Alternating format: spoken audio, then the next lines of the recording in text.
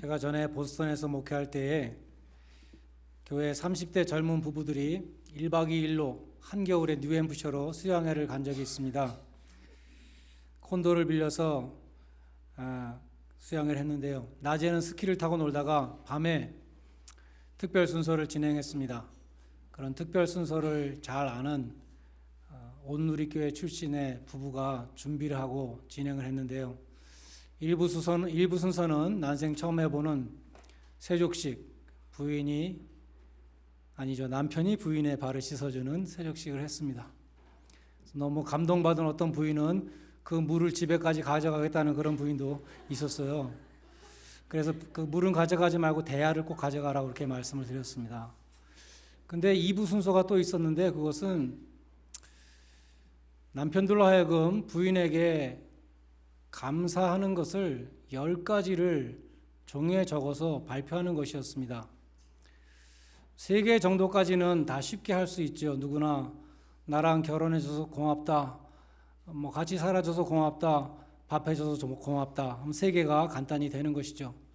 5개를 하라 그래도 그러면 이제 5개 하라 그러면 애를 낳아줘서 고맙다, 애를 키워줘서 고맙다, 5개까지도 무난히 누구나 할 수 있습니다. 10가지를 하라 그러면 조금 도전이 되는 것이죠. 10가지는 상투적인 말로 채울 수가 없습니다. 더군다나 그것을 종이에 적어서 사람들 앞에서 발표하라고 하니까 새록새록 다시 한번 생각해 보게 되었고, 이때까지 한 번도 생각해 보지 못했던 부인에 대한 감사의 여러 가지 조건들이 생각나기 시작한 것입니다.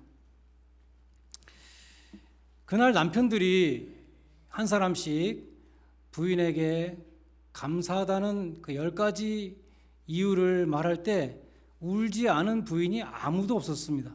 다 우는 거예요. 그래서 이 감사는 정말 감동을 일으키는구나.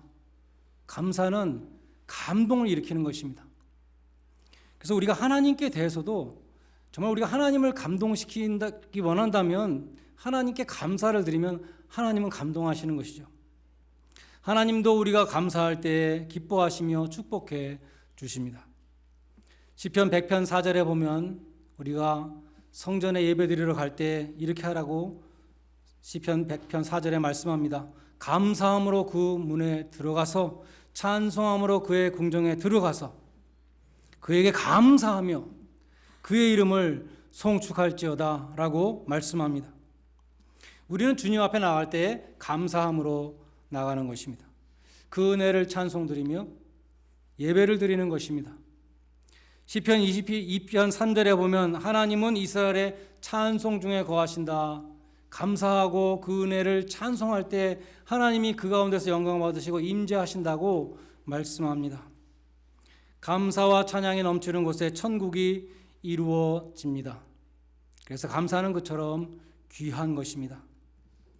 중세한 수도사가 제자들을 가르치면서 자신의 일지에 이런 인상 깊은 글을 기록해 놓았습니다. 글의 제목은 감옥과 수도원의 차이입니다.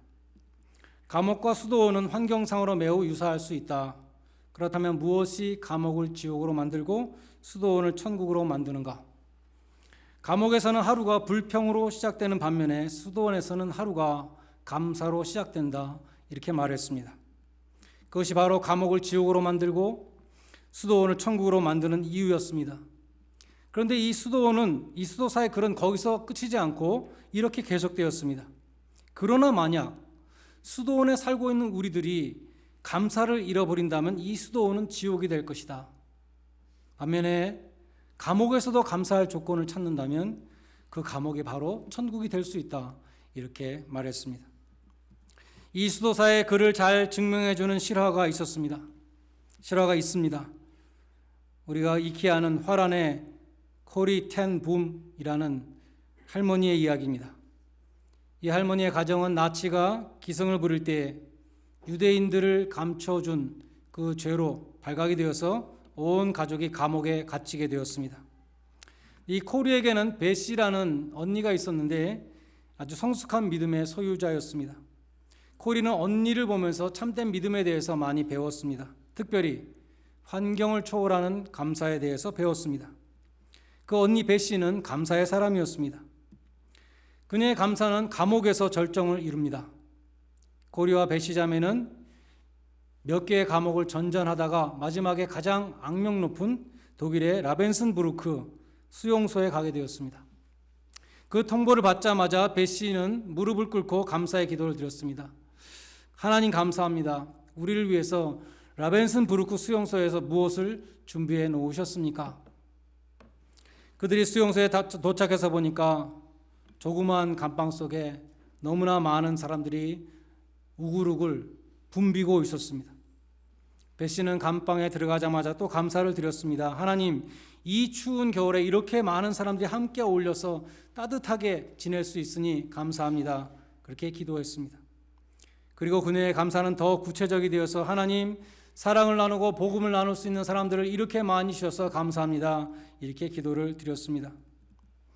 근데 가만히 보니 그 감방에는 벼룩이 너무나 많이 있었습니다. 온몸이 근질근질해서 사람들이 다 짜증을 부리고 있는데 베시는 또 감사를 드렸습니다. 하나님, 벼룩을 주셔서 감사합니다. 그러니까 코리가 옆에 있다가 이건 너무한다. 벼룩이 뭐가 감사하냐고 언니한테 물어봤습니다. 그러니까 언니가 대답하기를 벼룩을 주신 것에도 하나님의 선하신 뜻이 있지 않겠는가 이렇게 말했습니다. 코리는 어이가 없어서 웃었습니다. 그런데 며칠 지나다 보니까 다른 감옥에 비해서 그 감옥은 상당히 자유가 있는 곳이었습니다. 간수가 잘 찾아오지 않았습니다. 왜 간수가 찾아오지 않을까? 나중에 이유를 알게 되었는데 벼룩이 너무 많아서 간수가 오지 않는 그러한 감방이었습니다. 그래서 마음대로 찬송을 부르고 마음대로 기도하고 말씀을 나눌 수 있었다는 것입니다. 그러니 벼룩을 주신 것도 감사의 제목이 되었던 것입니다. 그들의 삶에서는 그처럼 감옥조차 천국으로 바뀌는 놀라운 일이 일어났는데 그 비결은 감사였다는 것입니다. 여러분은 감사가 넘치는 천국에 살고 있습니까? 아니면 원망과 비판과 정죄와 불평이 넘치는 그러한 지옥에 살고 계십니까? 바울은 어디에 살고 있었을까요? 바울에게 당신의 영적인 주소는 어디입니까? 라고 물어본다면 바울은 틀림없이 나는 그리스도 예수 안에 살고 있습니다. 라고 말할 것입니다. 왜냐하면 바울의 서신에서 가장 많이 나오는 구절이 그리스도 안에 혹은 그리스도 예수 안에라는 이 구절입니다. In Christ 혹은 In Christ Jesus라는 이 구절이 바울의 서신에서 가장 많이 나온다는 것은 바울이 가장 중요하게 생각했다는 의미이죠. 대표적으로 고린도후서 5장 17절에 보면은 누구든지 그리스도 예수 안에 있으면 새로운 피조물이라 보라 이전 것은 지나갔으니 새 것이 되었도다. 그리스도 예수 안에 있으면 이라고 말씀합니다. 오늘 세례를 받으신 분들도 그리스도 예수 안에 있는 그리스도인이 되었다, 크리스찬이 되었다라는 것을 인치는 세례를 받은 것입니다. 그러면 바울이 말씀하는 그리스도 안에 있는 사람이란 어떤 사람입니까?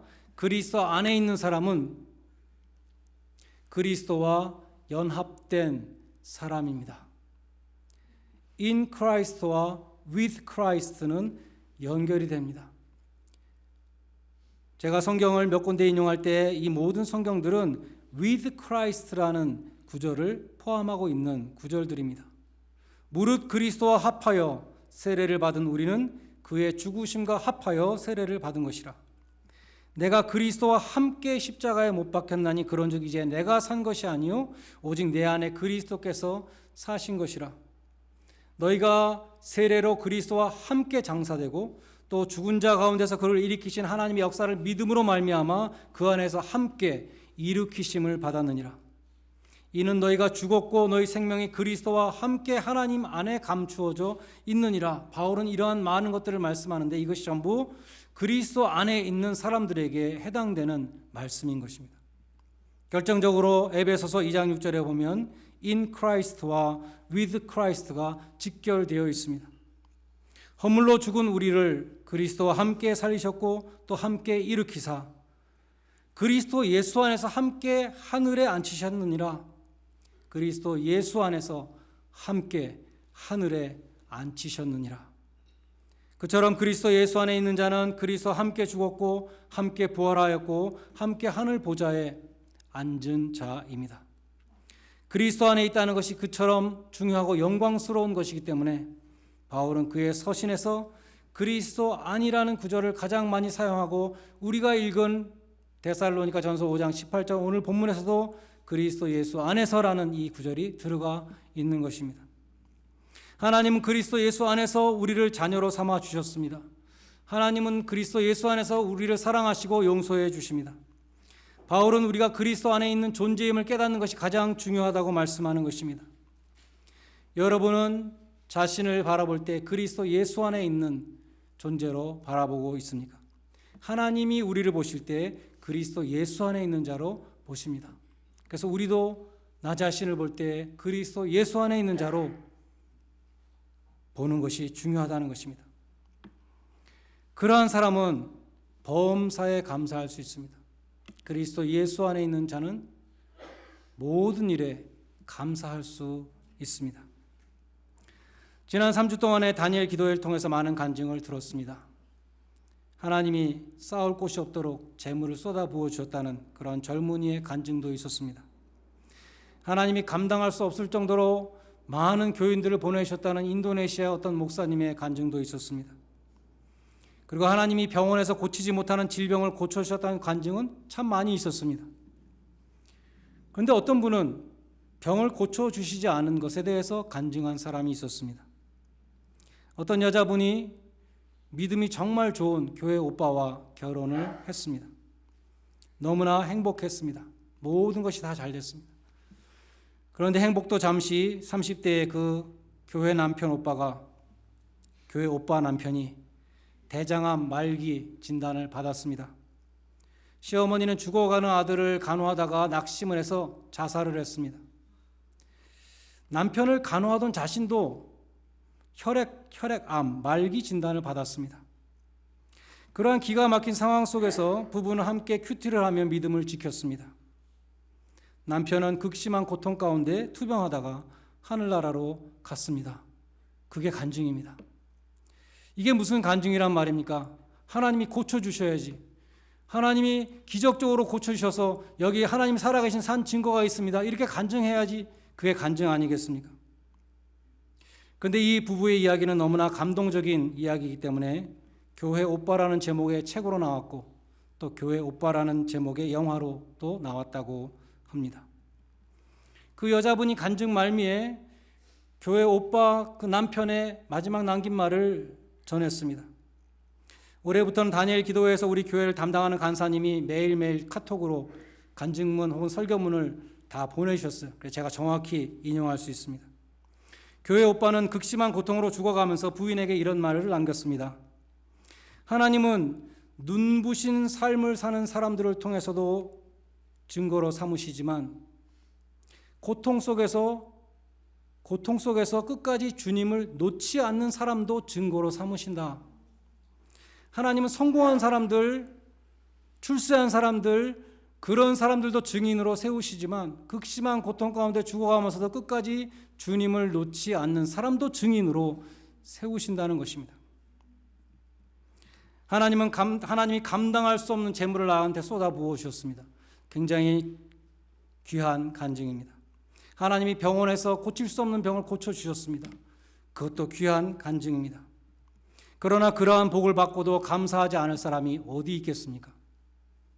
더 귀한 감사는 하나님이 고쳐주시지 않아서 극심한 고통 가운데 죽어갔지만 끝까지 주님의 손을 놓지 않았습니다. 라는 간증인 것입니다. 그러한 감사는 그리스도 예수 안에 있는 사람만이 드릴 수 있는 감사입니다. 고통 속에서도 주님을 원망하지 않고 믿음을 버리지 않고 끝까지 주님을 바라본 사람에게 주님은 이렇게 말씀하실 것입니다. 네가 참으로 나의 아들이다. 네가 참으로 사랑하는 나의 자녀다. 네가 선한 싸움을 싸우고 달려갈 길을 마치고 믿음을 지켰으니 이제 너를 위해서 의의 면류관이 준비되어 있다라고 말씀하실 것입니다.